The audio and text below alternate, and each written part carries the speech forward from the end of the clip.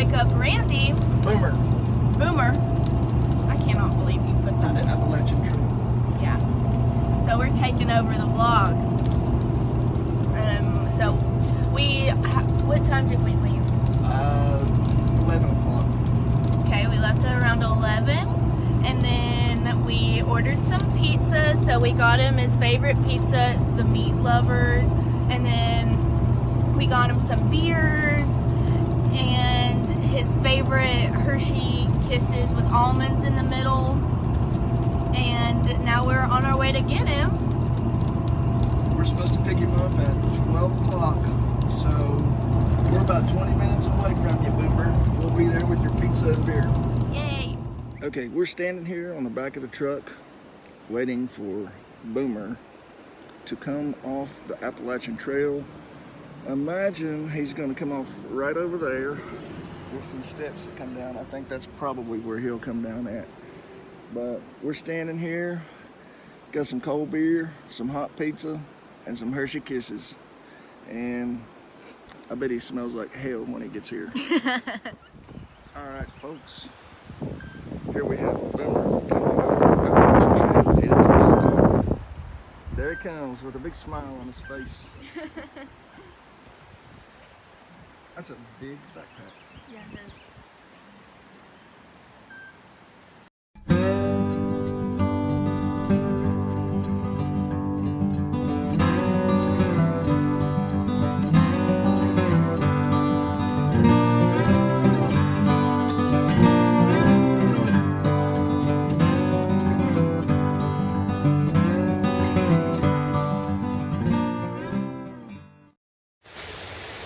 Good morning, Boomer here.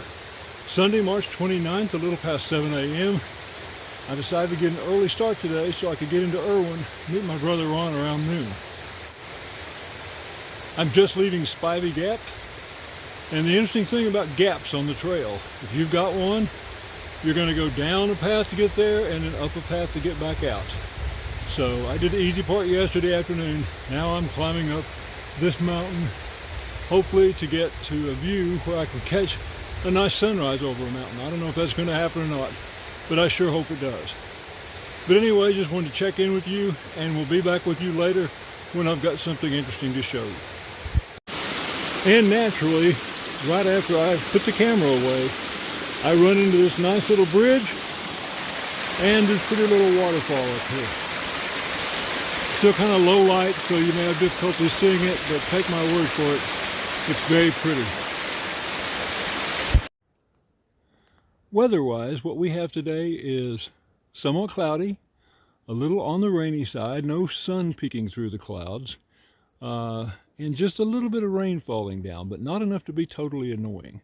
But this is the first decent view that I've had, and I wanted to give you some idea of what we're walking through today. I just reached the No Business Knob shelter. As I suspected, no one is here. Everybody's up and gone, headed into Erwin.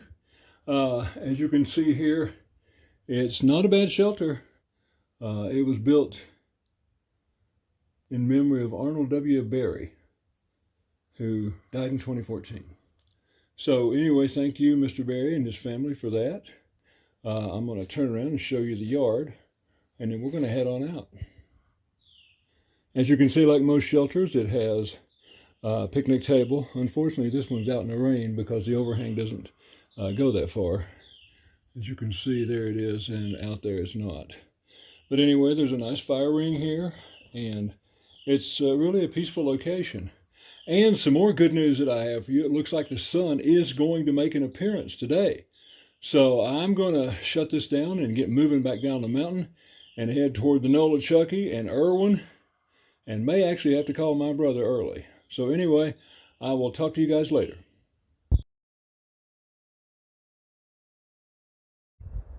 There supposedly are better views of the Nolichucky, and I think there are, but this is one that you can kind of see through the trees, but I will get the others as we pass them.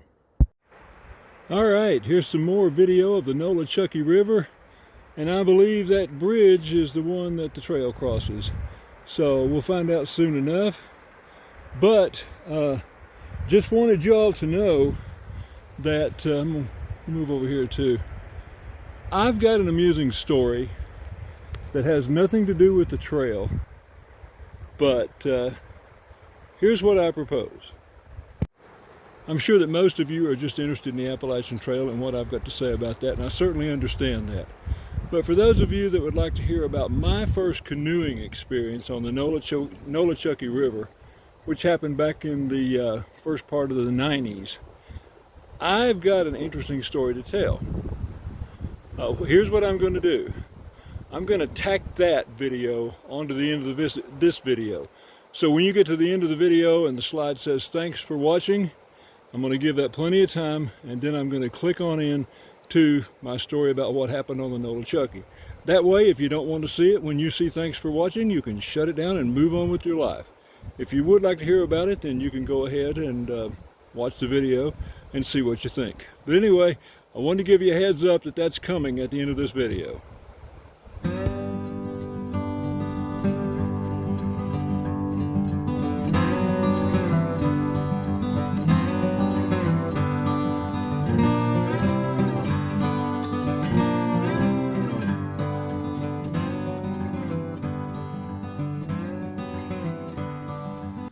Okay, here we go with my Nolichucky River story.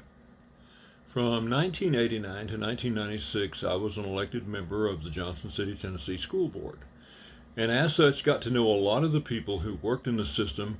One in particular was Dr. Dan Russell, who was the principal of Science Hill High School in Johnson City. It turned out that Dr. Russell was a canoeer and had a nice canoe. And so we got to talking, and the next thing you know, we had made plans to travel down the Nolichucky River from somewhere in Washington County, and I don't know exactly where, but somewhere in Washington County, and we were going to go all the way down to Davy Crockett birthplace, which was close to Greene County, Tennessee, toward Greenville.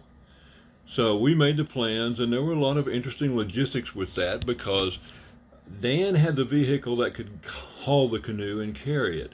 So first of all, we went down into Washington County. We dropped the canoe off, chained it to a tree so nobody would steal it. And then Dan drove his vehicle all the way down to Davy Crockett birthplace. I followed him down there, picked him up, and brought him back to where we had chained the canoe. And at that point in time, we got in and we got started going. Now, as we got started going, Dan said to me, Charlie Bailey, who was the athletic director at that time, suggests that we portage around this first set of rapids. You know, it's kind of rough, and he thinks it might be better for both of us if instead of trying to go through there in the canoe, we carried the canoe around and then put it in the water right after that. My response to that was, hey, I came to ride in a canoe, not to carry a canoe, so let's give it a whirl. So we put in before the rapids, and we started in the Nolichucky, and the rapids were rough. The first one bounced us pretty hard. The second one completely bounced us out of the canoe and capsized the canoe right in the middle of the rapids. Now, Dan and I were floating in the water. The canoe was on its side, and we were just basically trying to hang on. So I grabbed a hold of the canoe with one hand and had the presence of mind to grab the cooler, which had the sandwiches and beer that we were going to use for the rest of the day.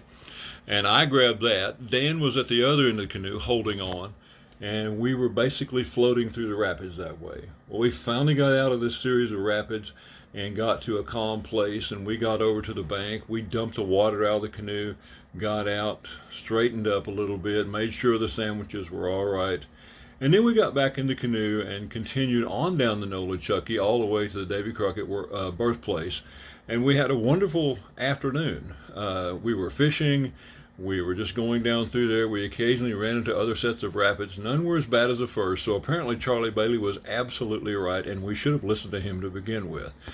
But that was my first and really only experience of going down the Nolichucky River in a canoe. I did have a friend at one point in time that tried to go down the Nolichucky, and he got into his canoe, and within just, I think, the first half mile, he managed to hit a rock and sink his canoe. So the Nolichucky River is not something to be toyed with.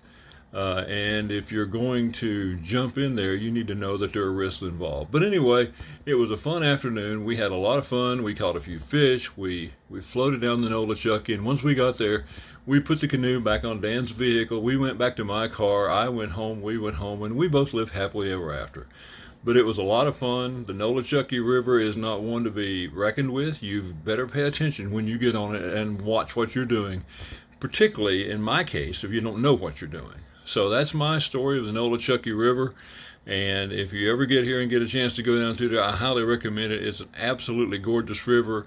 It starts in Irwin, which is Unicoi County, goes through Washington County into Greene County, and then joins up with the French Broad River, which runs by the Nantahala Outdoor Center in North Carolina. So that's my story, and I'm sticking to it. And thank you for watching.